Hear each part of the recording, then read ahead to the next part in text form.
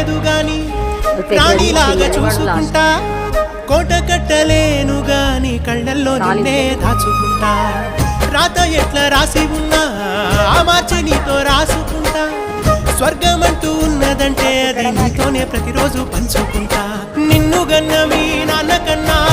లారు ముద్దుగా సాగుకుంటా నీకు కోపం వస్తే కొంత దూరం ఉంటా నువ్వు గీత గీస్తే నేను దాటనంట కంట నీరు కంటి రెప్ప దాటకుండా కాటుకై కావలుంటా